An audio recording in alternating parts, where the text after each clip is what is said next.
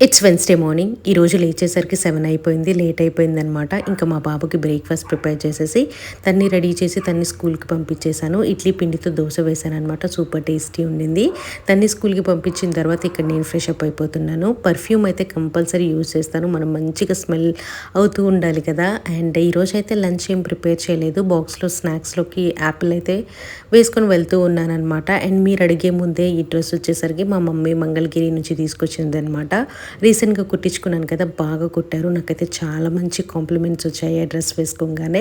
And నేను ఆఫీస్కి reach అయిన తర్వాత 11 నాకు స్టాండప్ కాల్ ఉంటుంది. ఆ కాల్ 11 to 11:30 ఉంటుందన్నమాట. దాని తర్వాత ఇంకా కంటిన్యూస్గా వర్క్ చేసుకుంటూ ఉంటాం. 12:45 to 1 లోపు ఇంకా లంచ్ చేస్తామన్నమాట. మాకు లంచ్ గ్రూప్ ఉంటుంది. అందులో ఎవరో ఒకరు పింక్ చేస్తారు లంచ్ అని చెప్పి. ఈ రోజు నేను బాక్స్ తెచ్చుకోలేదు కాబట్టి అక్కడే చికెన్ బిర్యానీ తీసుకున్నాము. తిన్న తర్వాత 15 minutes కంపల్సరీ వాక్ చేస్తామన్నమాట.